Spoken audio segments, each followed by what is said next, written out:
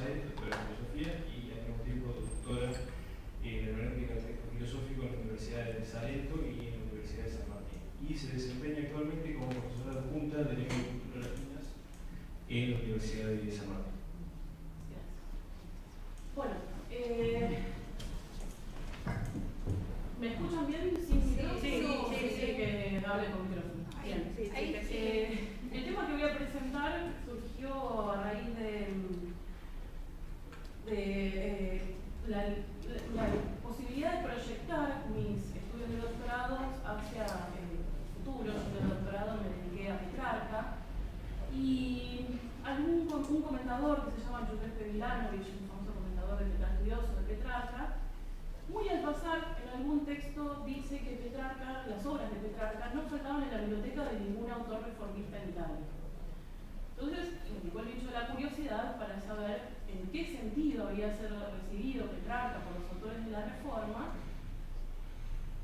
deseando de alguna manera encontrar la recepción de sus obras en prosa, pero me encontré con otra recepción, pocas menciones hay reales de Petrarca entre los textos no reformistas, pero sí encontré que una serie de autores reformistas italianos editaron la poesía de Petrarca y comentaron, sobre todo el cancionero y los triunfos de Petrarca.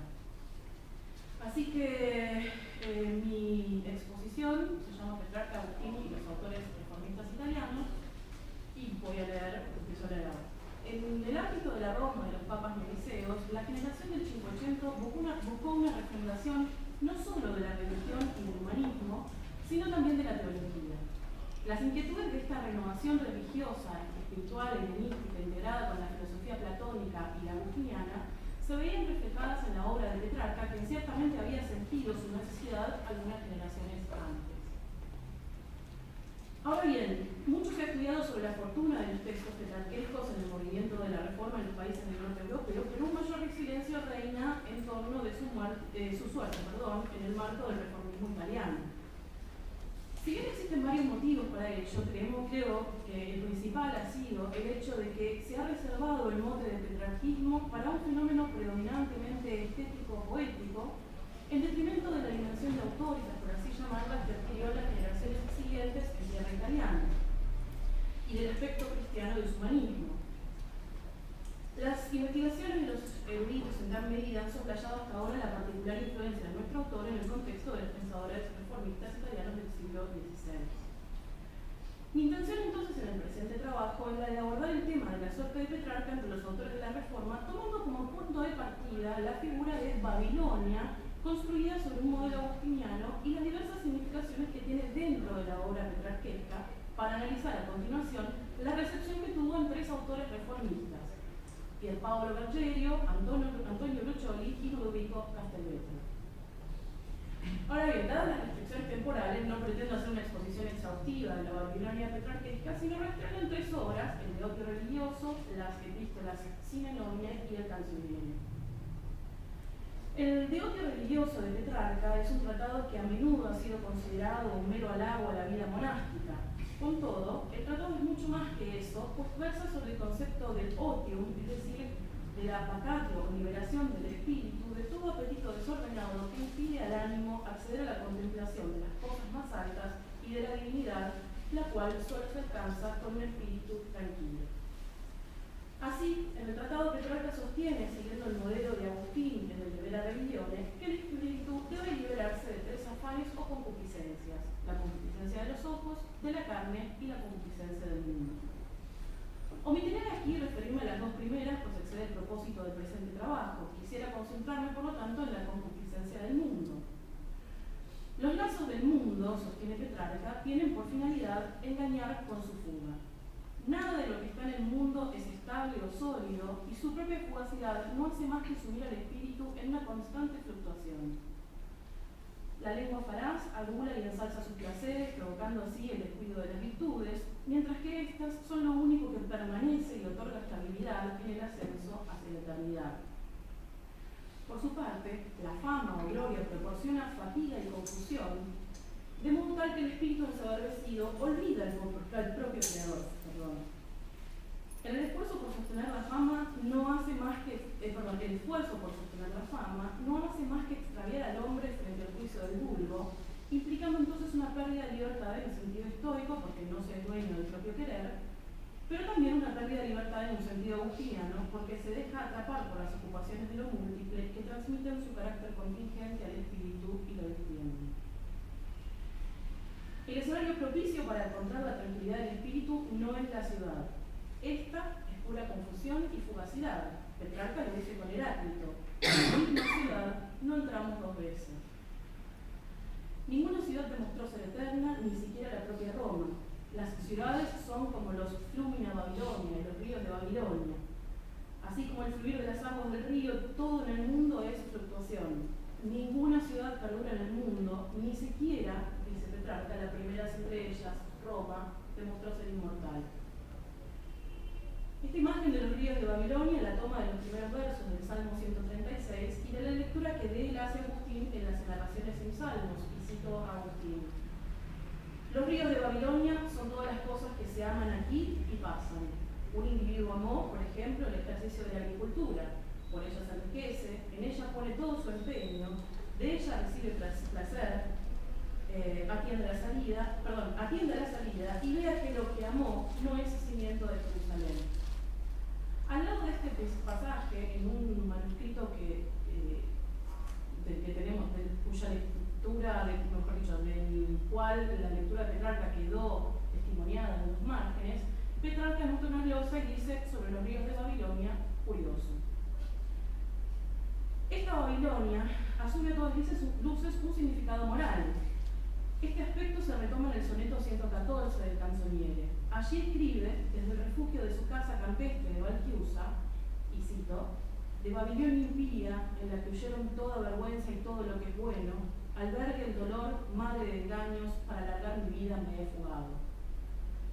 Allí, entre el sonido de los arroyos y el canto de los pájaros, puede encontrar el silencio necesario para el cultivo del espíritu, alejado del tedio de la voluptas urbana.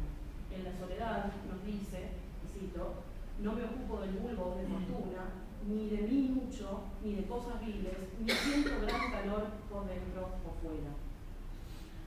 Así, Babilonia es la antípoda terrenal de la ciudad celeste, es la representación alegórica de la concupiscencia del mundo de la que advierten de opio religioso que hay que liberarse, y es la antípoda de la vida solitaria, el modelo de vida del hombre religioso extrapolado en la vida del laico.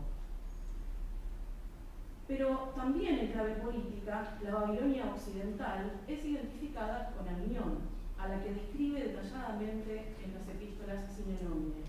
Y cito: aquí reinan los herederos de los pescadores, una vez pobres, ahora admirablemente olvidados de sus orígenes. Es estremecedor ver cómo la piadosa soledad es reemplazada por vergonzosas idas y venidas, y las tropas pululantes de los peores acólitos. Los sobrios ayunos por voluptuosos banquetes, los piadosos peregrinos por la pereza grosera y obscena, los desnudos pies de los apóstoles por níveas montañas de ladrones de pies de pezuña, adornados con oro, cubiertos de oro, masticando oro y prontamente calzando oro si el Señor no contiene este lujo servil. Petrarca remete contra el papado de Avignon, escenario de la corrupción y el vicio responsable de haber llevado a Roma a la ruina. No es de asombrar en este contexto que Petrarca apoye en un principio la revolución llevada a cabo por Cola de Lienzo, que buscaba liberar a Roma de la opresión de la nobleza y de las familias de los Orsini y los Colonna, y restaurar la República Romana, estandarte de la libertad. Su apoyo, con todo, fue puramente retórico. También en el Canzoniere se puede rastrear esta dimensión política de Babilonia en su identificación con Avignon. En los tres sonetos babilónicos, se los suele llamar sonetos babilónicos, los sonetos 136, 137 y 138, lanza una crítica feroz a la corrupción de los prelados avignoneses, más inclinados a los placeres mundanos que a las virtudes celestiales. Denuncia así, en la 136, cito: te has hecho rica empobreciendo a otros, puesto que hacer el mal tanto te place, sierva del vino y manjares, en quien lujuria muestras en extremo. Y en el 137, cito: la avara Babilonia colmó el vaso de la ira de Dios y todo vicio hasta estallar, tomando como dioses más que a Palas y Jove, a Baco y Venus. En la tercera final desea el retorno de la sede papal a su ciudad original, Roma, para que almas bellas y de virtud amigas, han de guiar al mundo al que veremos resplandecer con la grandeza antigua. El soneto 138 finalmente menciona a la Meretrix Babilonia, la prostituta babilónica o de Babilonia, y cito: fundada en la pobreza humilde y casta, alzas los cuernos en contra de los tuyos. Puta desvergonzada, ¿en quién esperas? ¿En tus malas riquezas y adulterios? No ha de ahora Constantino, mas tenga el triste mundo que lo acoge. Aviñón y Roma, así, se muestran como dos emanaciones cósmicas. La primera es la irrupción de la naturaleza, una especie de caos aberrante, y la otra un orden divino asentado en la historia. Así, la imagen de Babilonia tiene en Petrarca un doble valor. Un valor moral, en tanto ámbito de corrupción y alienación del espíritu que busca gustar al vulgo y es arrastrado por la fugacidad de lo mundano, y un valor político, su identificación con Aviñón, sede del papado de la que denuncia el vicio y la corrupción de sus prelados. Es esta última, precisamente, la noción de Babilonia que será tomada como caballito de batalla por parte de los autores reformistas italianos, en especial tomando como referencia los 3 sonetos babilónicos del Canzoniere. Veremos entonces cómo esta imagen de Babilonia será tomada por los lectores reformistas del Cinquecento, Pier Paolo Bergeri y Antonio Bruccioli, como un caballito de batalla para su propaganda reformista, y cómo Ludovico Castelvetro, quien aunque también nutría simpatías reformistas, en su comentario a los sonetos babilónicos denunciará esta utilización política de los sonetos. Pier Paolo Bergeri joven, un jurista y reformador religioso, en 1527 comenzó a trabajar al servicio de la Iglesia Católica. En 1536 fue nombrado obispo de Capodistria, pero poco a poco comenzó a tomar contacto con los principales reformistas alemanes, alejándose cada vez más de la religión católica. En 1544 fue denunciado por luterano y finalmente absuelto. No obstante, en 1549 hizo estampar en Turinga un panfleto de propaganda luterana que proponía la lectura de los 3 sonetos babilónicos de Petrarca en clave antirromana. Estos sonetos eran precedidos por 18 estancias de Francesco Berni. El nombre del tratado es Stanze del Berna, con 3 sonetti del Petrarca, dove si parla del Evangelio e della corte romana.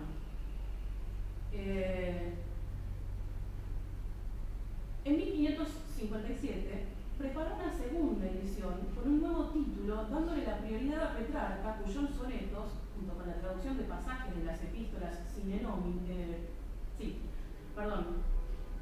dándole prioridad a Petrarca, a los sonetos de Petrarca, junto con la traducción de pasajes de las epístolas sinenomias, sobre todo los pasajes más aguerridos y comprometidos.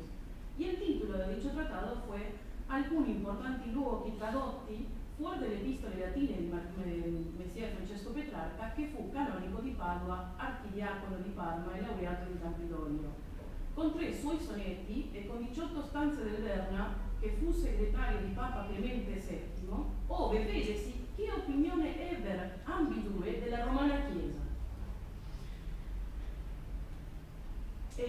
La traducción de los pasajes de Petrarca se cerraba con un reclamo apocalíptico que retomaba la voz del ángel después de la caída de Babilonia. Huid de ella, pueblo mío, de manera tal que no seas partícipes de sus pecados y de manera tal que no reciban de sus plagas, porque sus pecados han llegado hasta el cielo. Perdón, estoy traduciendo en italiano. Con esta publicación, Petrarca se convirtió en protagonista de la polémica en contra de la Iglesia romana, y este opúsculo costó su inclusión anónima en el Índice Romano de los libros prohibidos 2 años más tarde, en 1559. No está firmado por Bergeri, ninguno de estos 2 tratados. Y en el índice de los autores prohibidos también está Bergeri. Aunque seguramente la condena fuera contra Bergeri, tuvo consecuencias en la difusión de los textos de Petrarca, al punto que los 3 sonetos babilónicos fueron desterrados de alguna edición de sus ediciones de las rimas. La censura de su opúsculo, por otra parte, coloca la centralidad de los textos de Petrarca en la formación de la imagen Roma-Babilonia, una imagen extraordinariamente eficaz para la propaganda protestante. Antonio Bruccioli, por su parte, perteneció a un círculo de aristócratas, de poetas, filósofos y estadistas florentinos. Su incorporación en 1513 a este cenáculo, que se reunía en los Orti Oricellari, de ahí su nombre, es el cenáculo de los Orti Oricellari, se dio en un periodo en el que ya estaba inmerso en el estudio de la literatura latina y griega y de la filosofía clásica. Estos estudios serán las bases para las sucesivas traducciones que hará de Aristóteles, Cicerón y Plinio. En 1522, Brucioli fue forzado a abandonar Florencia por su rol activo en una conspiración contra los Medici forjada en la reunión del Orti Orcellari. Halló refugio en Venecia, donde sus estudios de hebreo y el espiritualismo neoplatónico, junto con su formación clásica, le ofrecieron las bases para publicar sus tradiciones de las Sagradas Escrituras y sus controvertidos comentarios sobre el Viejo y Nuevo Testamento. La así llamada Biblia Bruciali, se convirtió en la Biblia que más influyó sobre la Reforma italiana y fue la versión de las Escrituras más apreciadas por los evangelistas italianos de la diáspora hasta el 600. Su traducción le valió 3 juicios con el cargo de luteranismo por parte de la Inquisición. Antonio Brucioli realizó una edición comentada de las Rimas y Triunfos de Petrarca, contemporánea a la de Vergelio en su primera edición. Esta edición tuvo solo 4 reimpresiones, 2 en Venecia entre el 48 y el 57 y 2 en Lyon. En sus comentarios de las rimas, que consistían en breves exposiciones, Brucioli afronta el comentario de los 3 sonetos aviñoneses en una única anotación en la que se puede leer un manifiesto, normalmente antirromano. Cito el comentario de Brucioli de las 3 rimas de Petrarca. Parece que los 3 precedentes sonetos fueron hechos por el poeta en abominación de la iglesia romana, disgustado sobremanera por sus costumbres sucias y malvadas. La condena y juzga tan vehementemente, con tantas palabras oprobiosas, que yo no sabía qué más agregar. Ni creo que se puede imaginar una corte más malvada de la iglesia de Cristo cuando describe aquí la iglesia de Roma, las palabras del cual no me atrevo más que otra cosa a replicar, pues me parecen vergonzosas. Por ello me referiré de los 3 sonetos solo a algunas palabras. Una de ellas es Baldaco, que se puede traducir por Bagdad, y dice Brucioli: es un lugar en Florencia donde estaban las putas y las tabernas, donde se puede entender por esto la lujuria y la gula en la cual está inmersa dicha corte romana. Aún sin dejarse llevar a expresiones violentas personales, sino afirmando que no puede agregar más a las palabras de Petrarca, que por momentos se refiere a la corte papal con palabras vergonzosas, Brucioli orienta al lector en una clara dirección antipapal. Lejos de limitar el improperio petrarquesco, el comentador olvidaba voluntariamente el nombre de Aviñón y habla siempre de Iglesia de Romana, Iglesia de Roma y de corte romana. Por otra parte, en el soneto 114, borra toda dimensión moral del soneto e ilustra una situación de fuga de la corte romana y de sus vicios, manteniendo la equivalencia triforme de la ciudad del mal, Aviñón, Roma, Babilonia. Cito. Comentando el término Babilonia, dice Brucioli, llama aquí Babilonia a la corte de Roma, la cual estaba en Aviñón.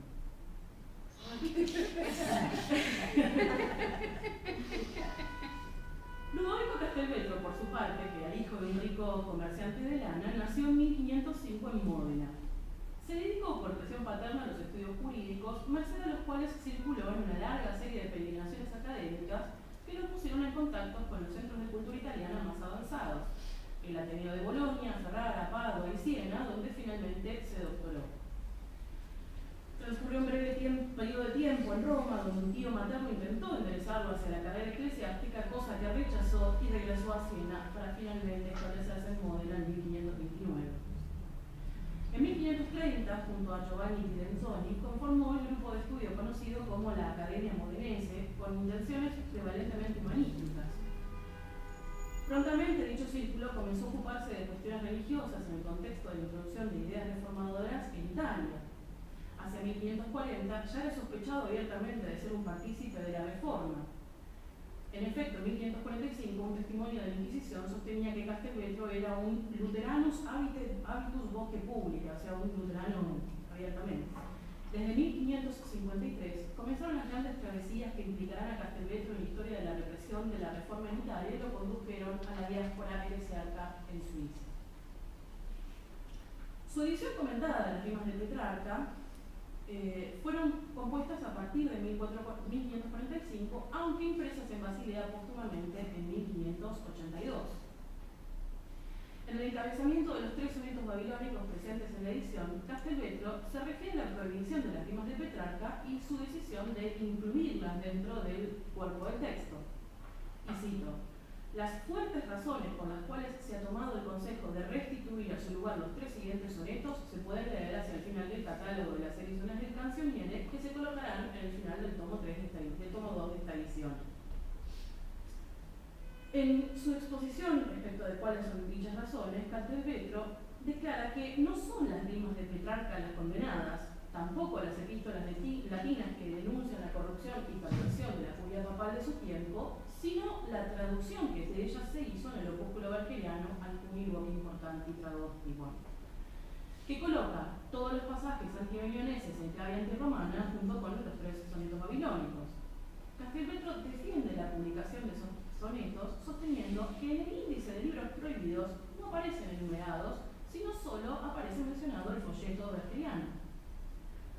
Por otra parte, vuelve a colocar en su contexto original la composición de los sonetos y su temática, aclarando que fueron escritos en tiempos del papado aviñonés y acusa de herética la intención de identificar dicha Babilonia con Roma. Cito: de la prohibición particular de este libro, reunido por algún descontento para abonarnos contra la corte de Roma, se derivó el equívoco de creer prohibidos 3 sonetos de Petrarca puestos en su lugar natural del Canzoniere, escritos, como muchos quieren, contra la corte viciosa de aquellos tiempos, o como otros conjeturan, contra la ciudad y el pueblo de Roma, insolentes y envalentonados por la lejanía del pontífice que entonces residía en Aviñón. Muchísimas pruebas podría aducir para demostrar con evidencia que estos sonetos fueron eliminados del Canzoniere por mera ignorancia. Castelvetro es un hombre ajeno a los gestos bergerianos. Su análisis filológico de las razones éticas y teológicas que se transmiten en el texto petrarquesco excluye toda posibilidad de enrolar al poeta en una senda preluterana. Más bien, la agudeza del crítico reconoce y confirma el rol central del Petrarca en construir el tejido de intelectualidad humanística y cristiana, al mismo tiempo ciceroniana y palmino-agustiniana, que no ha soportado a largo plazo la prueba del choque de ortodoxias. Cito: yo respondo que el único fin mío de hacer imprimir los susodichos sonetos fue el de dar a los estudiosos el Petrarca entero, no estimando por las razones aportadas que fuera ilícito darlo. Por otra parte, yo no quité jamás, ni lo defenderé, y mucho menos alabaré el contenido de tales composiciones. Y si el poeta tenía alguna intención siniestra y dañina en escribirlos, yo aún, con todos los buenos, la desprecio, condeno y detesto. Así como tampoco apruebo la vehemencia de la amorosa pasión que él demuestra en todo el resto del cancionero, sino solamente la elegancia del estilo y la perfección de las maneras poéticas. Castelvetro tuvo la clara percepción de la relevancia única y compleja de Petrarca en una era atormentada y lo defiende de los censores, así como de los comentadores variamente orientados. Así, la fortuna de Petrarca entre los autores de la Reforma hizo que durante mucho tiempo la figura de Babilonia quedara denudada de su significado moral para asumir el rol polémico contra la Iglesia Católica. La propaganda luterana hizo un largo y sapiente uso de las imágenes apocalípticas tantas veces descritas por Petrarca, interpretando a su favor los textos del humanista sin hacer escrúpulos de orden filológico. Babilonia, la curia eran Romas y el Papa el Anticristo. El contexto histórico del Cinquecento permitía una lectura actualizada que nada tenía que ver con la originaria polémica antiaviñonesa. Las primeras ediciones comentadas de su obra dan cuenta que la espiritualidad cristiano-agustiniana petrarquesca fue leída y no solo desde una perspectiva estética y retórica, sino también ideológica, política y religiosa.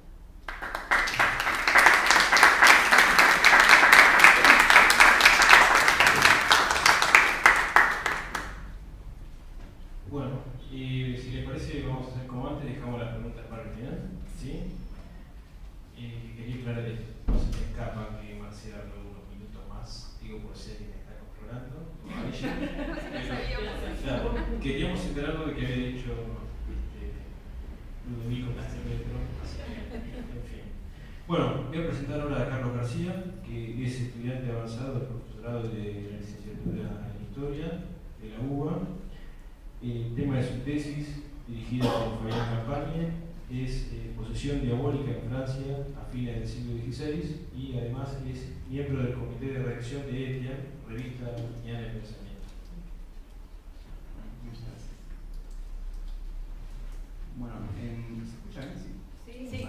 Bueno, en primer lugar, determinar por qué razón elegí la figura de Pico de Mirándola para trabajar en estas jornadas acerca de la reforma, o sea, yo me dedico a cuestiones que tienen que ver con la Casa de Brujas, Esto surge como producto de trabajo en un seminario que hice en mi casa de estudios, en la UBA, con un profesor, Juan Pablo Bubelo, que se dedica a la historia moderna, bueno, que era lo más cercano a las problemáticas que estudia. Justamente el enfoque que dicho docente le da a los renacentistas y a demás intelectuales es a través del lente de la historiografía del esoterismo. Así que, al realizar el trabajo final de este seminario, encontré que existían ciertos elementos para pensar que en Pico, más allá de cuestiones esotéricas, existían también cuestiones que estaban ligadas tal vez a un intento previo a la reforma formal que inicia Lutero, un intento de reforma a nivel teológico y a nivel intelectual. Así que bueno, procederé a leer y comentar algunos de estos aspectos. En primer lugar, podemos determinar que durante décadas los historiadores que se ocuparon de estudiar el periodo renacentista han hecho hincapié en la figura de los humanistas, la vida y obra, y también las producciones culturales que nos han legado hasta la actualidad. Así que al realizar nuevas lecturas y abordajes, siempre volvemos, ¿no?, a repensar el rol que estos hombres ocuparon en su sociedad, contextualizándolos, ¿sí?, en el marco de época en el cual ellos vivieron. Así que esta es la razón por la que la descripción de estas vivencias del hombre del 480 y del 580 es francamente insondable, ¿no? Evidentemente, estudiar los textos, en el caso de Pico, es paradigmático en este sentido, requeriría una vida dedicada a los estudios sobre Mirándola. Así que el volumen de investigaciones que existen dedicadas a esta temática, a la temática de la vida y obra de los intelectuales del Renacimiento, es muy amplio. Así que en esta conferencia nosotros estamos interesados en volver a traer hacia aquí uno de los personajes más importantes de este periodo histórico, y nos referimos a Giovanni Pico de la Mirándola, ya algo había dicho, figura excepcional perteneciente a una acaudalada y poderosísima familia con prerrogativas políticas, cargos en las más altas esferas de la sociedad renacentista italiana, al mismo tiempo un pensador humanista, conocedor de múltiples corrientes de saberes que confluyeron en su época, es un fiel reflejo del mundo renacentista. Asimismo, fue también un intelectual que se destacó por su poliglotismo y por su temprano acercamiento al arte y al conocimiento, acercamiento que fue estimulado específicamente en el caso de Pico por su madre. Además de lo antes mencionado, fue el redactor de uno de los textos más reconocidos o más conocidos del Renacimiento, una elegantísima oratio que Garín y Cáceres describieron como el manifiesto por excelencia del espíritu renacentista. Nos referimos al discurso sobre la dignidad del hombre. Así que en esta conferencia, que es el reflejo de mi investigación, no estoy abocado específicamente a proponer ningún aspecto más allá de lo que he mencionado de la vida de Giovanni Pico, sino que intento centrarme específicamente en un aspecto más recortado, pero no menor, que es comprender la relación concreta que hay entre el pensamiento cabalístico cristiano de Pico y su propuesta filosófica. Así que en el análisis veremos algunos elementos de los que ya hemos mencionado, sobre su vida, la posición política que ocupa, el poliglotismo, sus conocimientos doctos en materia filosófica, entre otros temas en cuestión. Sin embargo, vamos a poner el foco en explicar el rol que juega la cábala judía con aplicación cristiana en el pensamiento general de Pico. Así que, para realizar este ejercicio, nosotros tenemos que concebir a esta actividad, la actividad del conde, el conde de Mirándola, como la de un agente cultural que hace una reapropiación de prácticas y representaciones del discurso cabalístico judío, resignificándolas en una clave apologética para el cristianismo. Aquí esto merece un inciso porque a la hora de estudiar a esta agente cultural lo hacemos bajo el concepto de prácticas y representaciones que Roger Chartier ha propuesto, contraponiéndose a la antigua noción de mentalidades tan proclamada por la escuela de análisis, o ciertas nociones como son imaginarios, tradición. Justamente lo que Chartier nos acerca con este concepto de práctica y representación es eliminar lo difuso de estos términos anteriores a la hora de explicar la actividad cultural de un sujeto y cómo este sujeto comprende el mundo, o por lo menos así lo registra en las fuentes que nos llegan hasta la actualidad. Así que, de esta manera, el pensar en representaciones culturales, el pensar que la reapropiación cristiana del cabalismo judío que hace Pico es una representación cultural del Renacimiento, nos da una posibilidad de complejizar y matizar aún más la propuesta filosófica que ha realizado. La fuente central en la que yo he utilizado para realizar este estudio son las 900 tesis, uno de los textos más conocidos del Renacimiento y tal vez el texto más conocido de Giovanni Pico della Mirandola. Y esto se debió a varias razones. La primera es que, si vamos a estudiar la relación entre cabalismo y filosofía piquiana, podemos decir que en este escrito él inaugura una relación formal con la cábala. Evidentemente es el primer texto donde menciona aspectos cabalísticos que no encontramos en exposiciones anteriores. Segundo lugar, por lo que he elegido las 900 tesis. Porque estas tesis le traen un enfrentamiento, le generan un enfrentamiento importante con el poder establecido de las instituciones dominantes de la época, a saber, tiene problemas con el papado, la Inquisición y la Iglesia. Y por último, porque a pesar de que existen estudios que trabajan las 900 tesis, no abundan estudios que hagan un recorrido específico, pero integral a la vez, de todas las tesis presentadas, no solo analizando los aspectos cabalísticos, órficos o filosóficos por separado, sino dando una interpretación total. Es muy común encontrar análisis sobre las 900 tesis específicamente centrada en alguno de estos elementos. Así que, en resumen, podemos decir que esta conferencia y este trabajo ha sido comprender qué lugar tiene el cabalismo en relación directa con el pensamiento piquiano en general. Así que bueno, la hipótesis con la que yo he recorrido dicho trabajo y quiero exponer en esta conferencia es que nuestra interpretación del cabalismo cristiano en la versión del Príncipe de Concordia está de acuerdo con lo expresado por la corriente de historiadores del esoterismo occidental que proponen, corriente que inicia Francis Schaeffer y que es hasta el día de hoy una corriente muy importante historiográficamente hablando, pero creemos que entender a Pico como un esoterista llevaría a inscribirlo en una corriente más amplia y difusa a la que, retomando el viejo concepto de Paul Carpenter, hemos denominado cristianismo humanista y que actualmente la historiografía, sobre todo el aporte de Edelheit, ha llamado o ha reemplazado por el concepto teología humanista. Algunas cuestiones a tener en cuenta sobre el esoterismo es que según Hanegraaff y Febvre, que son historiadores que se especializan en corrientes esotéricas, para que haya esoterismo tienen que existir una tradición occidental que haya surgido del Renacimiento y puede llegar hasta el día de hoy, en la cual se encuentren, dentro de los principios básicos comunes, el principio de correspondencias, el principio de naturaleza viva, la imaginación y la mediación, y por último, la transmutación o metamorfosis.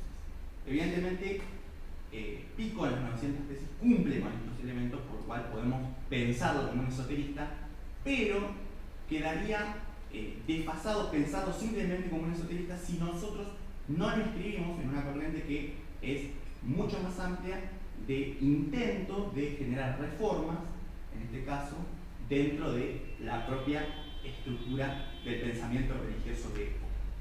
Así que creemos que Pico, en tanto cultor de un tipo de cristianismo heterodoxo, porque apela a la cábala para realizar operaciones que justifican apotéticamente al cristianismo, frente al poder instituido por la jerarquía eclesial, posibilitó la búsqueda de una confirmación del dogma en una tradición que iba más allá de las fuentes bíblicas, las patrísticas o de las escolásticas.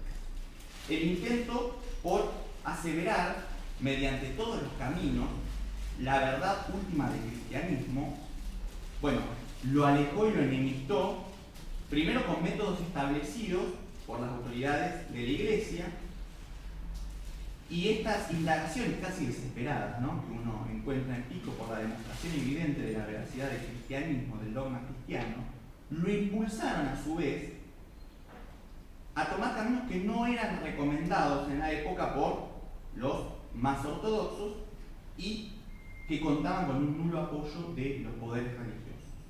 Así que fue este sendero que tomó Pico el que lo llevó como agente cultural a apropiarse del discurso cabalístico judaico, resignificarlo y ponerlo en relación a otras tesis de filósofos griegos, caldeos, egipcios, árabes, latinos, patrísticos, escolásticos.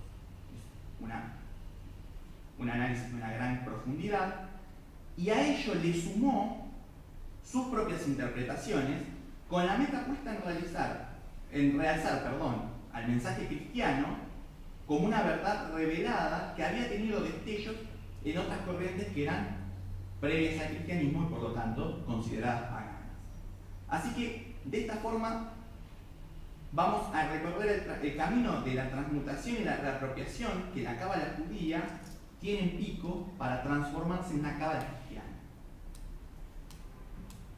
Cuando hablamos de que Pico había que inscribirlo en una tradición más amplia, de más larga duración, de figuras del Renacimiento que proponen cambios a nivel teológico, lo podemos ubicar junto a una corriente de otros pensadores que proponen una nueva teología de raigambre humanista.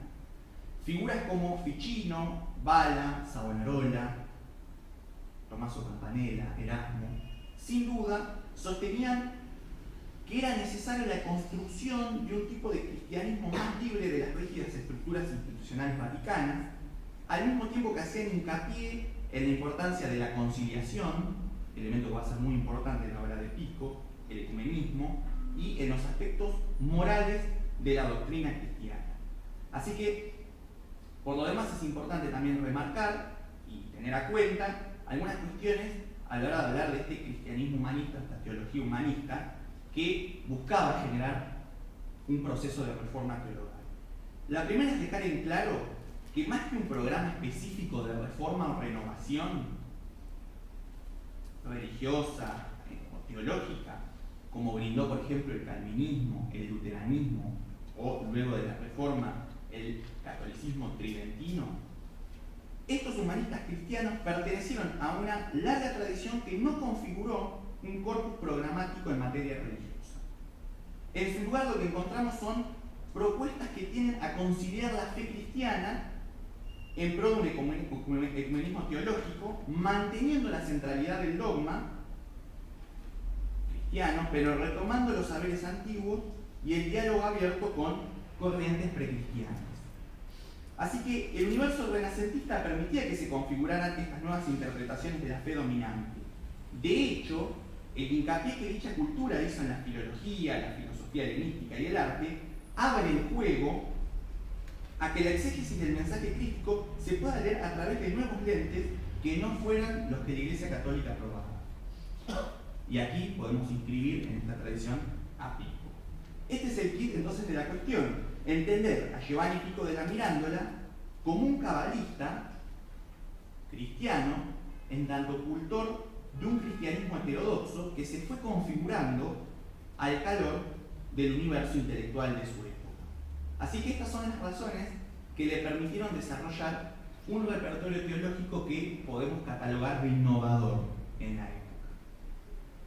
Un segundo aspecto a resaltar es que entre muchas de estas grandes figuras del Renacimiento existe primero una distancia temporal, también una distancia geográfica, que vuelve insalvable la configuración de un tipo de acción pragmática religiosa. Evidentemente, la imposibilidad de concebir un corpus religioso también tiene que ver con cuestiones materiales, ¿no?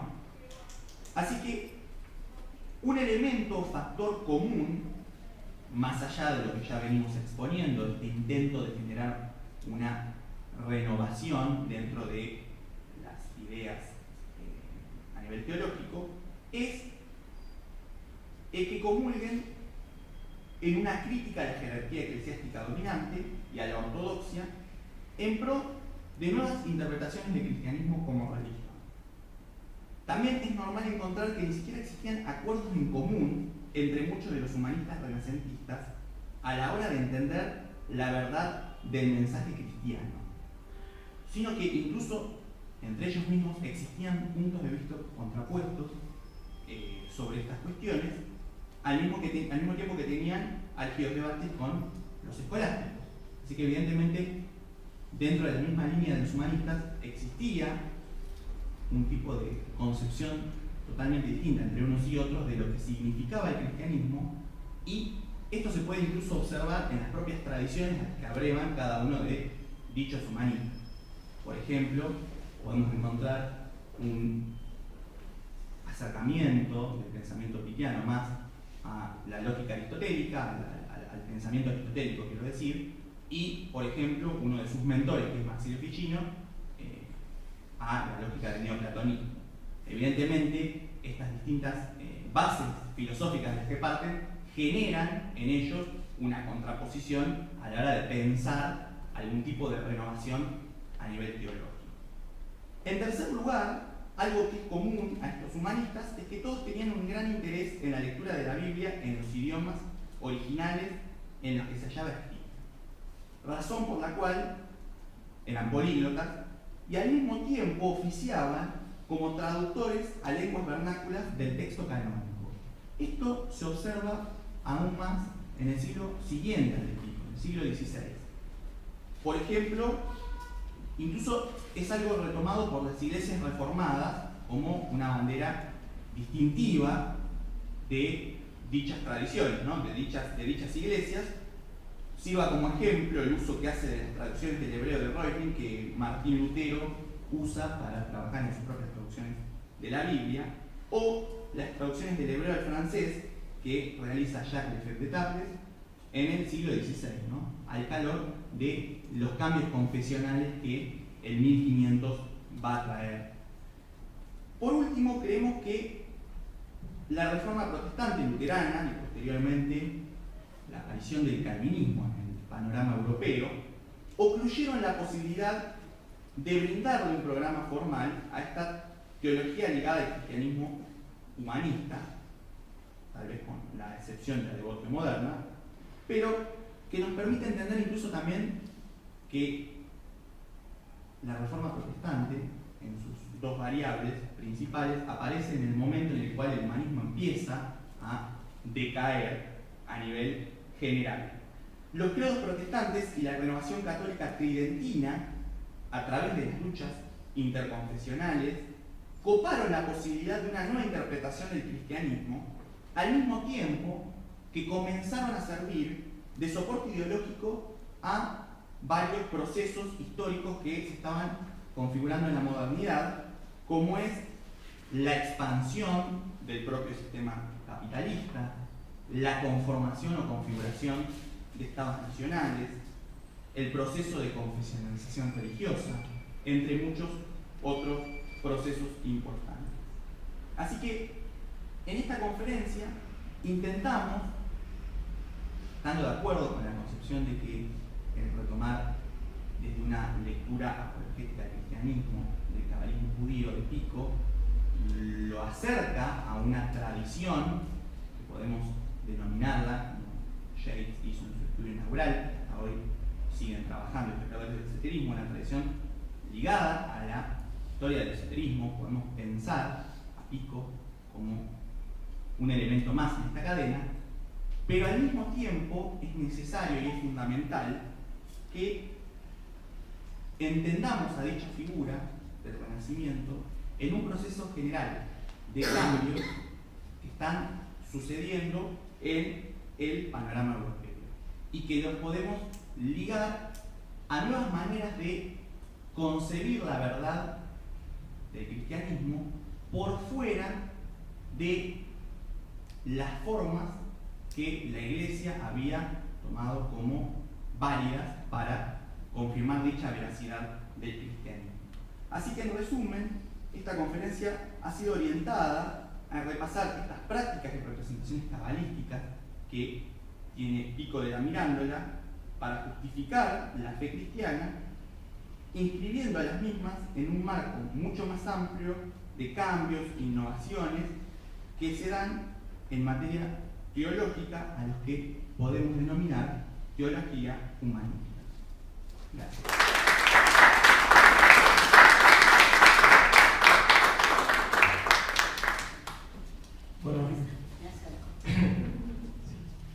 Bueno, por último llamamos entonces a Alejandra González. Mientras se va acomodando, la voy presentando. ¿Sí? Es doctora en filosofía por la Universidad de El Salvador y magíster en análisis del discurso por la Universidad de Buenos Aires. Es profesora titular de semiología y de ética en la Facultad de Filosofía y Letras de la USAL y de filosofía política en la Facultad de Ciencias Sociales de la USAL también. Es investigadora además de temas vinculados con la teoría política y las teorías del lenguaje y es autora de Simon Weil y Etienne de la Boétie, ensayos sobre el deseo de la libertad y la voluntad de servidumbre, que ganó el tercer Premio Nacional de Ensayo Filosófico en el 2012. Y nos va a hablar de la reforma literaria. ¿Qué tal? Buenas tardes. En realidad soy profesora de hermenéutica acá en nuestra escuela, así que desde ese lugar quiero compartir solamente un par de reflexiones con ustedes después de tan eruditas ponencias. Lo mío simplemente es un llamado a una cuestión que me parece interesante y que recoge algo de lo que decían recién Marcela y Carlos, y es el hecho de que la hermenéutica es una tarea muy peligrosa. Sí, ustedes lo plantearon claramente, en algún momento los podían quemar, bueno, en otros quizás en este momento no es algo por el estilo, pero mi tarea como profesora de hermenéutica justamente consiste en hacer un llamado a la vitalidad de los textos, que implica ese pensar peligrosamente que Nietzsche nos enseñó. Y ahí estará toda la discusión de si Nietzsche es un hermeneuta o no, pero en todo caso aparece esta noción. La peligrosidad de la hermenéutica incluye, como decía Carlos hace un ratito, la peligrosidad también de las traducciones. La traducción es un modo de interpretación. O sea, fueron gestos retórico-políticos que despertaron grandes oposiciones y que no fueron un trabajo de escritores, sino precisamente una lucha por la significación. O sea, lo digo muy contemporáneamente, al modo de un Bakhtin, pero hay un campo polémico en donde hay una política de las interpretaciones. Y la hermenéutica tiene ese origen. Entonces, bueno, el padre de la hermenéutica es Schleiermacher, ustedes saben, esa es la consideración, pero todas las referencias a Lutero son un lugar común, digamos, en el trabajo que nosotros planteamos acá. En la historia de la hermenéutica, la figura de Lutero se destaca enormemente por todos esos efectos retóricos, políticos que les decía recién, y por todas las formas de subjetivación que eso implica. Ese trabajo de traducción, en el que primero me voy a detener, ¿no? La cuestión de la traducción como una tarea peligrosa, digamos así. Piensen que, como me parece que Carlos lo marcaba un poco, esa traducción de Lutero al alemán moderno es la que establece un poco las perspectivas peculiares sobre lo que es traducir. Lutero con su carta sobre la traducción, o lo que hay que buscar en el canon bíblico, textos que son un poco los más relevantes para pensar de qué manera se traduce y hasta qué punto la traducción es ya una interpretación textual, ¿sí? Y entonces eso que implica como modalidad de lectura de un signo que ya está, pero que debe ser actualizado contemporáneamente al traductor, razón por la cual la traducción es siempre perfectible, o quizás ni siquiera perfectible, siempre distinta, cambiante en el tiempo. Lutero introduce una serie de cuestiones en relación a esto. En las cartas del traductor, ¿no es cierto?, lo que se conoce habitualmente de esa manera, aparece la idea de qué es traducir a una lengua popular, a una lengua que sea el alemán de la calle, dice él.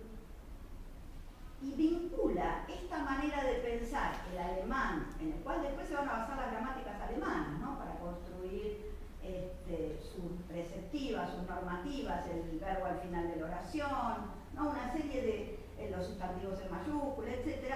Todo eso implica una orientación política determinada que mis compañeros expusieron muy claramente. Entonces hay una relación entre el hecho de traducir a las lenguas vernáculas, la concepción de la lengua, Lutero era un nacionalista importante, y su perspectiva acerca de lo que era la educación e incluso las teorías de la lectura, que vos mencionabas en Sartier, Carlos, y que sí, efectivamente, él retoma estas prácticas de lectura, ¿no?, en alta voz, creo que del siglo XVI, que tiene que ver con toda esta expansión de la lectura en este momento. Esa decisión de traducir la Biblia desde las lenguas originales, el hebreo, el griego, incluso el arameo, al alemán de la calle, que desecha la versión de la Vulgata, ¿no?, el latín de San Jerónimo, utilizado por ese momento, produjo un cisma en el cristianismo. Eso, no una reforma, quizás. Hay un teólogo protestante que hemos invitado varias veces a la escuela, Néstor Miguel, que dice que la reforma en realidad fue un gran fracaso, porque Lutero quería una reforma, no un cisma, ¿no? Y efectivamente esto produjo un cisma, pero también la invención de ese alemán moderno y una reflexión en la que hoy quiero destacar un poco sobre el concepto de traducción y de interpretación. Lo que plantea Lutero es salir de la equivalencia léxica, ¿no?, o sea, del traductor automático, diríamos hoy. Es salir de la equivalencia léxica, retornando a las lenguas originarias, para lo cual se reunió con especialistas, como comentaron mis compañeros, como Melanchthon para el griego, Aurobalo para el hebreo, Cruciger para el latín, y eso es una impronta humanista, no hay ninguna duda. Pero Lutero investiga los giros propios de la lengua para transitar desde la lengua, desde el hebreo, el arameo o el griego koiné, para transitar de eso a la lengua de llegada, que era el alemán, pero con los giros epocales. Incluso plantea, miren, a mí siempre me parece interesante esto, que si hay mencionado un animal, ¿no?, en el texto bíblico, que es un animal muy común, ¿no?, en la vida cotidiana de esos campesinos, hay que traducirlo también por otro animal que sea común para la vida del alemán de la época, aunque sea otro bicho. O sea que evidentemente hay una concepción de la traducción completamente distinta, que es rigurosa, es precisa, pero además tiene una perspectiva acerca de que se traduce de ambiente a ambiente, como se dice a veces ahora en las traducciones de Heidegger, ¿no?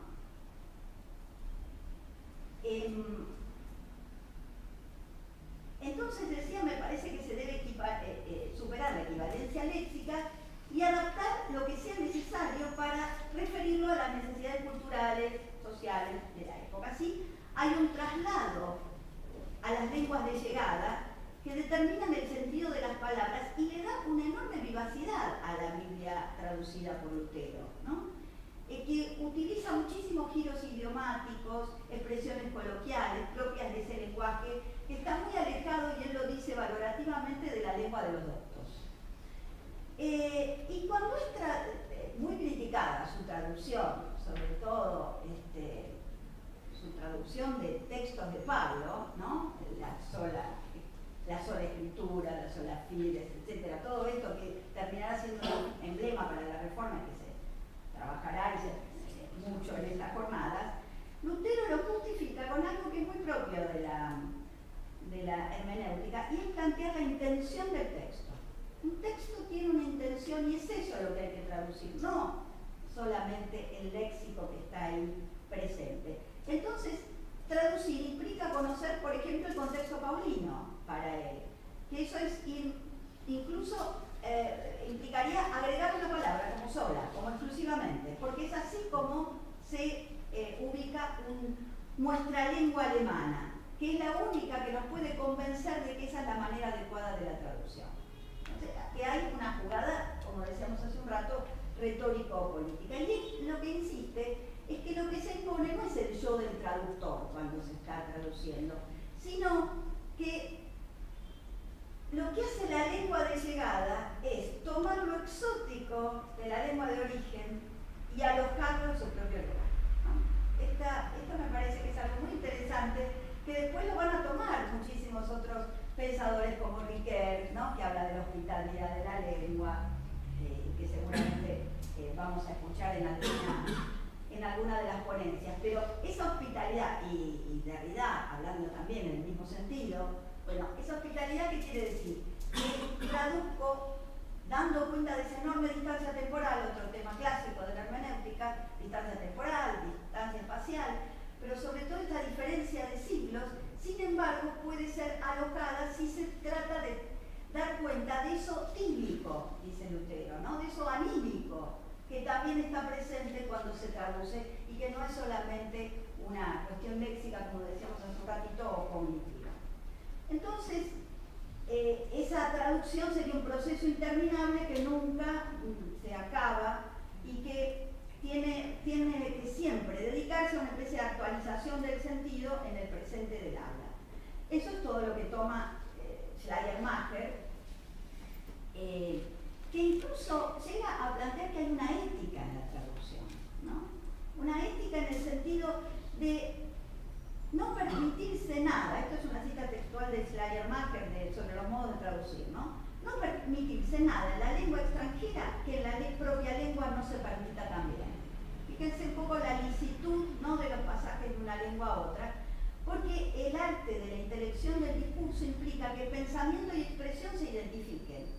Entonces hay un momento reflexivo en esa instancia de la traducción, donde lo que sucede es algo muy interesante, que me parece que para todos los que no somos traductores, pero hemos tenido que leer, ¿no?, los textos de los autores que trabajamos en su lengua originaria, lo que nos produce es un proceso de desnaturalización de nuestra propio decir, ¿no? Lo que es inmediato en nuestra lengua se torna extraño, por el hecho de estar contrastándolo con la lengua de otro.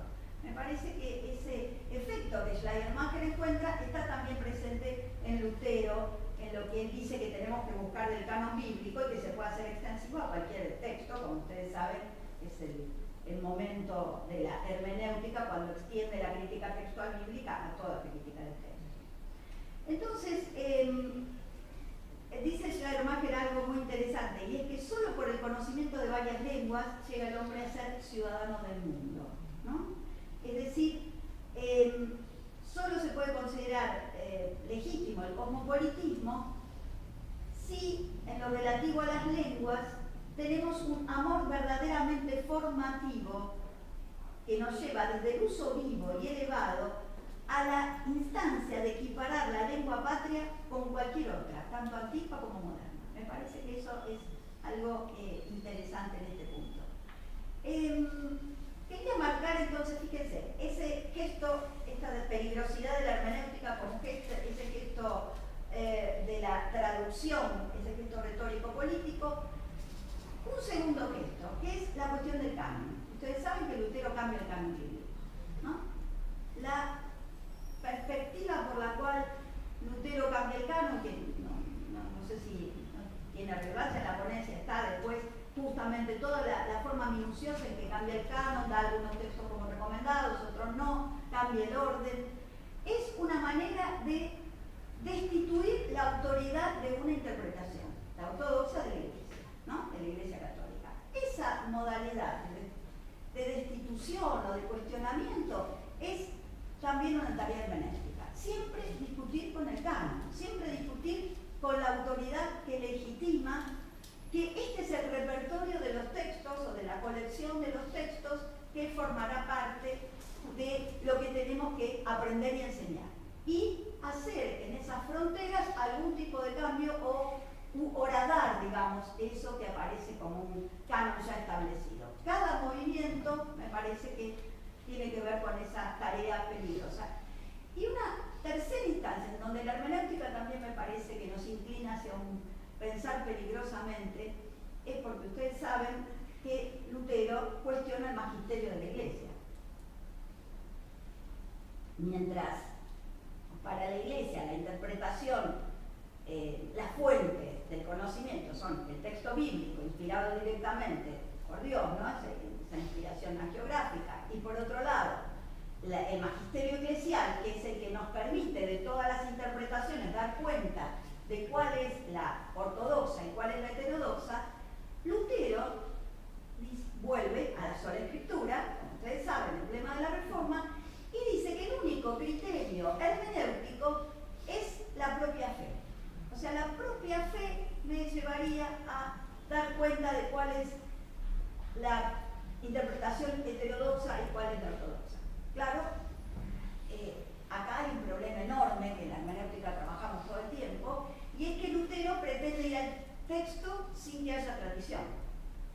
Por supuesto, con los siglos ya tenemos tradición luterana, calvinista, metodista, ¿no es cierto?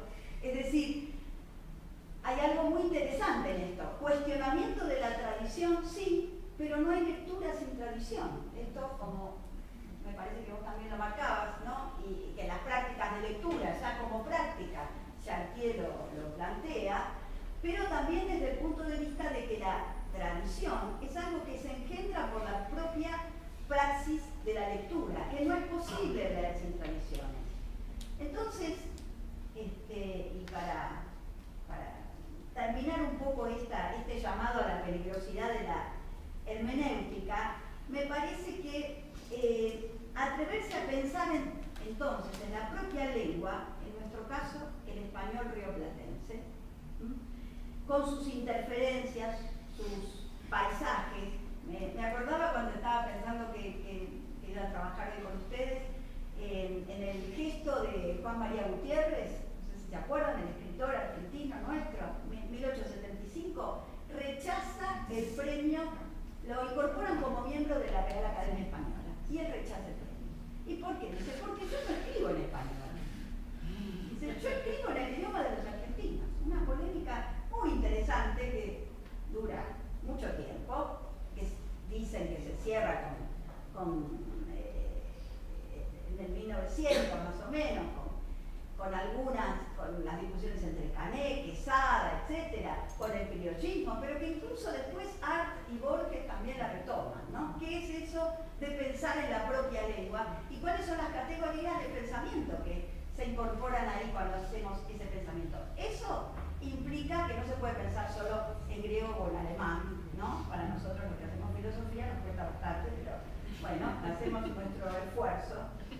Entonces digo, ese llamado a la peligrosidad tiene que ver con pensar en la propia lengua, debatir el canon, como hoy se está haciendo, por ejemplo, que estamos tratando las mujeres que nos dedicamos a la filosofía de incorporar mujeres al canon filosófico, ¿no? Siempre excluidas. También no entramos tampoco en la universidad, pero ya hemos entrado, así que podemos hacer un pasaje hacia atrás e incorporar a muchas de estas pensadoras que en América Latina además tenemos muchas, empezando por Sor Juana. Debatir las interpretaciones diversas de los textos, reconociendo que toda interpretación en realidad, esto sería un momento muy importante, responde a un campo de batalla donde el premio en todo caso consiste en la imposición de un sentido. Y otra cuestión que también me parece que nos ayuda Schleiermacher para pensar esta peligrosidad de la hermenéutica, es que hay que reconocer no solo que hay una tradición de lectura desde la cual hacemos nuestras interpretaciones, sino que todo eso está ligado a prejuicios. Schleiermacher habla de malentendido y prejuicio en la base de toda lectura del texto. Siempre hay prejuicios que son esos elementos naturalizados que tendríamos que estar desideologizando constantemente. Lo voy a decir de un modo muy adorniano, si ustedes quieren, pero para hacer ciencia o teoría lo que hay que hacer es desideologizar. Y eso implica dar cuenta de estos prejuicios que aparecen siempre en nuestras lecturas y que nos pasan en general muy desapercibidos. Entonces me parece que podemos plantear esta tarea peligrosa a la que nos invitamos invitamos una vez más, los invito, me invito a la de interpretar, sabiendo que no podemos renunciar a la verdad, pero que cualquier interpretación que pretenda asumirla por completo se transforma de inmediato en un discurso totalitario. Bueno, nada más que esto.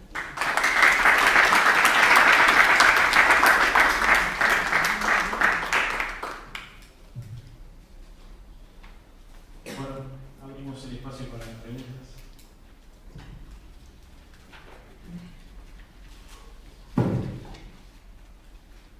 Sí, una pregunta para Marcela, pero es un poco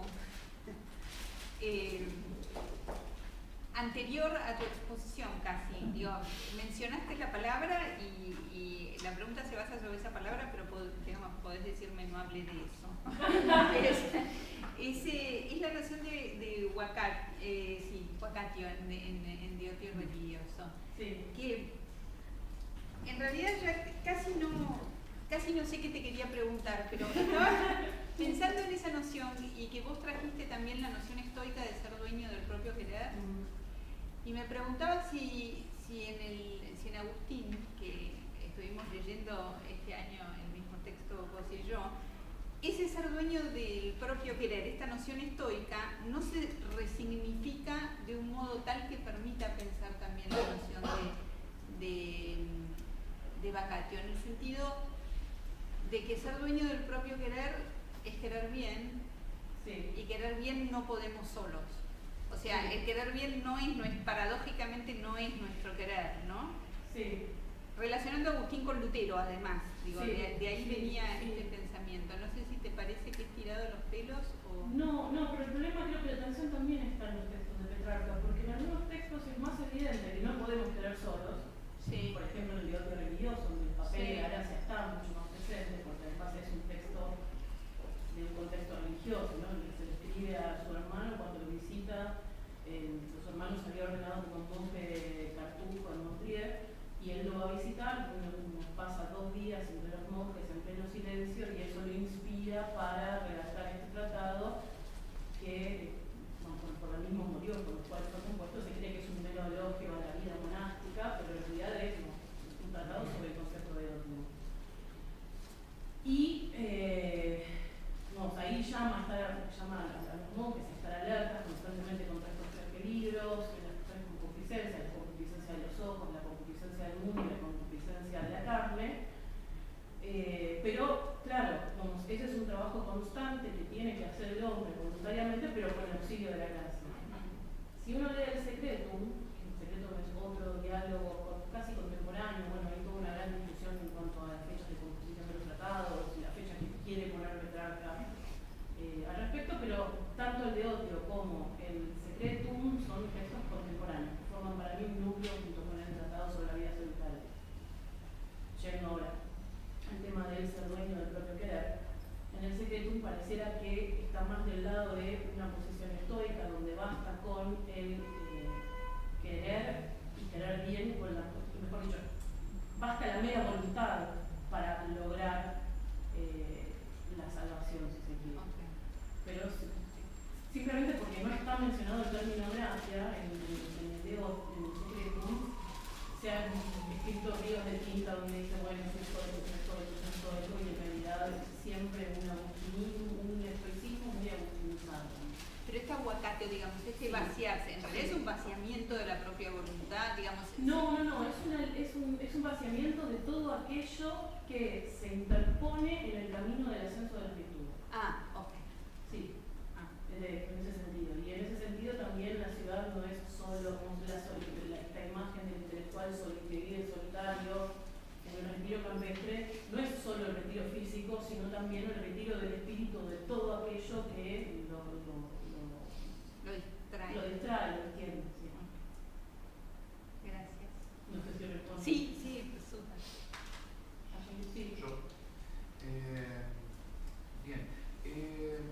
Mi pregunta va en cuanto al concepto de reforma, que vos hablaste alguna cosita sobre esto en cuanto a Petrarca y los autores reformistas italianos. Y vos destacaste el tema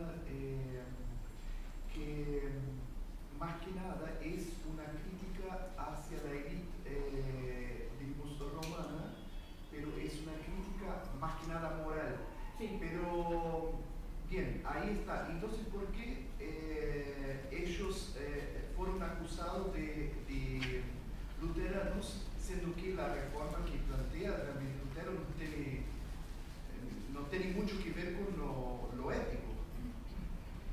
Pero a estos tres autores que yo mencioné, ¿por qué los condenan? No son... Sí. ¿Querés agregar más? No, la idea, bueno, digamos, son acusados luteranos, pero el concepto para mí, de reforma es totalmente distinta. Honestamente no conozco, no llegué aún a trabajar la obra particular de estos autores. Yo me concentré solo en los comentarios de ellos sobre de las rimas de Petrarca. O sea, todavía no te puedo dar una respuesta fundada respecto de por qué en su obra ellos fueron acusados de luteranos. Pero creo que lo que guía ahí, creo que estamos muy en cierto tema de la sola fide, ¿no? Esta idea de que basta con la sola fe y no tiene que mediar ninguna acción. Claro, sí, la sola fe y la gracia como medio de salvación, que es lo que estaban realmente. Sí, de la mano con y esto es algo que muchos autores lo tiran como un tema aún para trabajar, de cuánto el neoplatonismo fichiniano influye en esa o tiene que ver, sí, influye en esta concepción de la sola fide, especial por ejemplo relacionada a Victoria Colonna, una poeta petrarquista, reformista, me parece que habría algo ahí del neoplatonismo fichiniano en todo el juego, pero bueno, habría que ver, que profundizar un poco más en eso. Yo por ahora, simplemente para esta investigación, me concentré nada más que en los comentarios, pero no profundicé en estos autores porque por otra parte es curioso que hay mucha obra no editada, entonces también se hace de difícil acceso. ¿Sí? Por ejemplo, Antonio de Crucioli compuso una serie de poemas que por ahora circulan en versión manuscrita, con lo cual ese es el gran problema también del Renacimiento, ¿no? Al que uno se enfrenta como estudioso del Renacimiento, que tiene que tener competencias en otras áreas porque hay mucho aún no editado. Pero bueno, yo creo que va por el lado de la sola fide.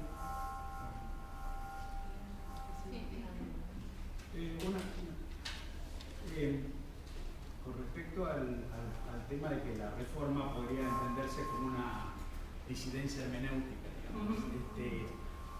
¿La disidencia hermenéutica es la que produce la dispersión de la cristiandad o la dispersión de la cristiandad es la que produce la disidencia hermenéutica? Eso es preguntar por el huevo o por la gallina, no caer en esa trampa. Me parece que interpretar ya es un acto político, traducir es un acto político. O sea, Lutero lo hace como una provocación, claramente, ¿no? Provocación que implica la traducción a la lengua vernácula, la reformulación del canon y la denegación del magisterio eclesial para poder establecer cuál interpretación es ortodoxa y heterodoxa. Es un gesto, performáticamente hablando, ¿no? Es un gesto político que implica la construcción de una discursividad, pero a la vez un acto que modifica toda esa instancia. Eso dentro de un conjunto de interpretaciones que están dentro de la Iglesia Católica, ¿no?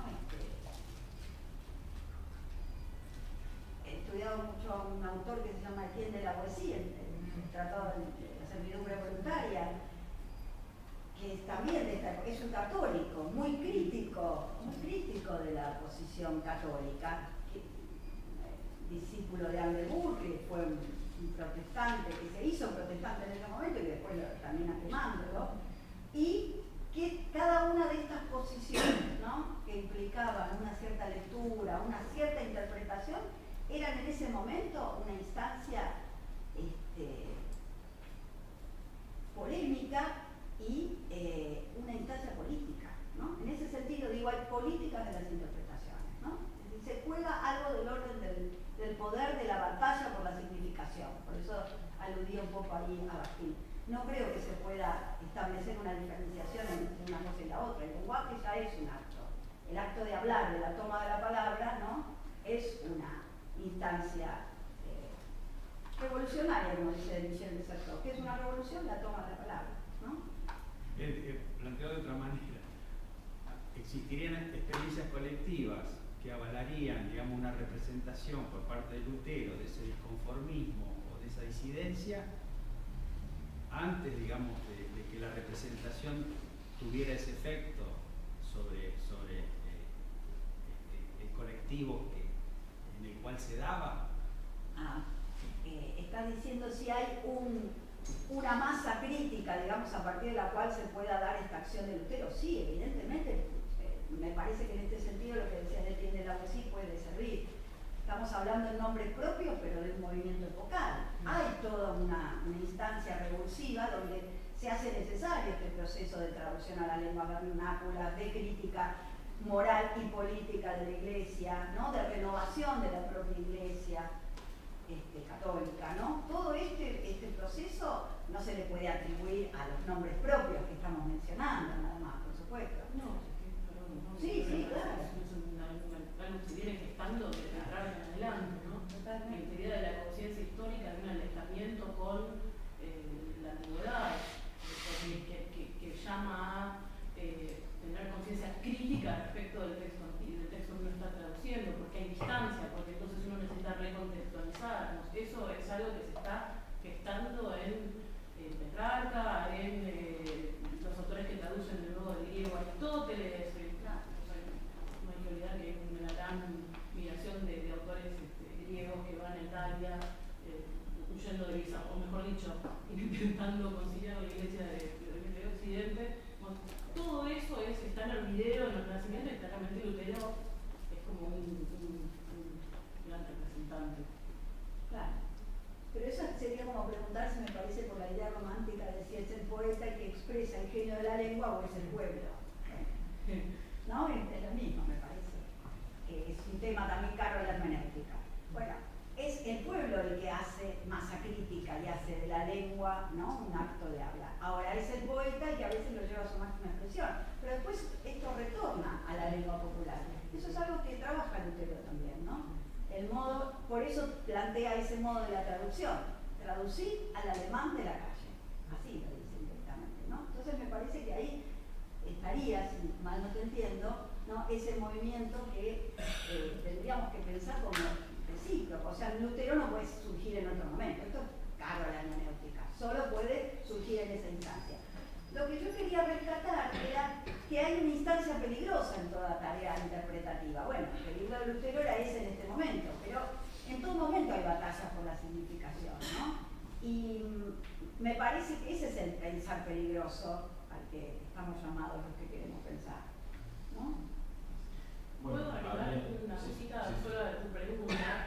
Yo digo que son autores reformistas, pero también está en discusión si estos autores que yo mencioné son reformistas o proto-reformistas o pre-reformistas. Entonces, Bueno, había otra pregunta por ahí. Yo le quería hacer una pregunta a Carlos, que me pareció súper atractiva tu exposición y se me perdió una parte que me interesaba, que era cuáles son los... Bueno, lo digo así, ¿cuáles son los requisitos para ser considerado esoterista en un autor? Que vos hiciste un elenco que me pareció muy interesante. Sí, es una respuesta que realiza un historiador que es como el que inicia la tradición de estudios del esoterismo.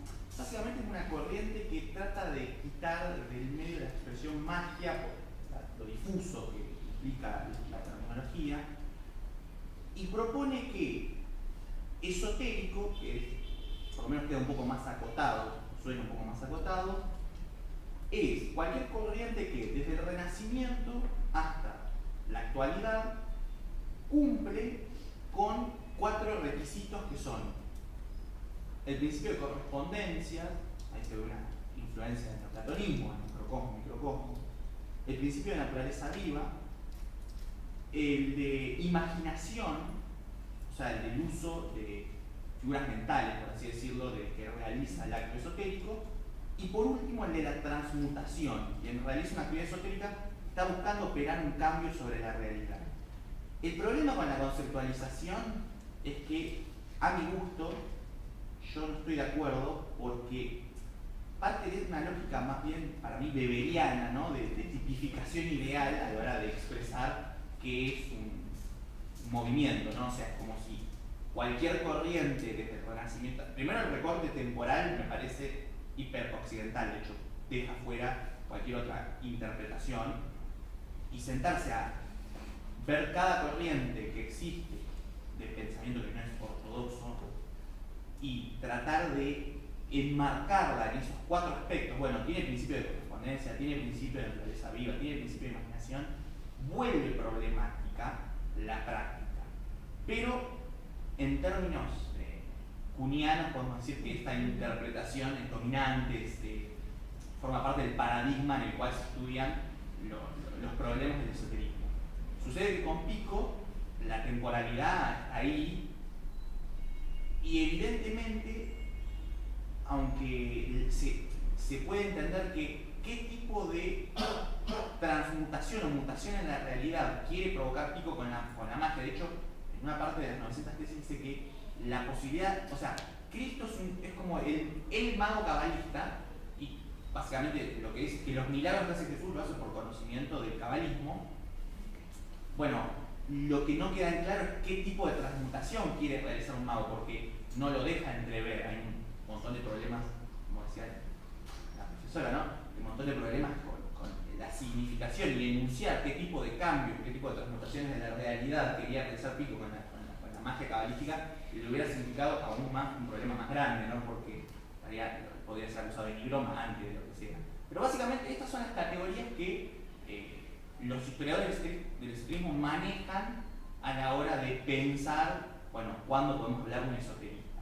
El problema es que, y un último problema también para mí, es que viene a montarse sobre figuras que han sido leídas en otras perspectivas. Por ejemplo, pienso Kircher, Bruno, son leídos como esoteristas, pero bueno, se puede hacer mucho más que eso. Se puede entenderlo en otros contextos más amplios. Pico mismo. Esa es me parece que el juego que puede ser jugoso y ahora hacer una reflexión es, bueno, entenderlo en esa dinámica, pero entenderlo en una dinámica mucho más amplia. Gracias. Bueno, no sé si hay alguna otra pregunta.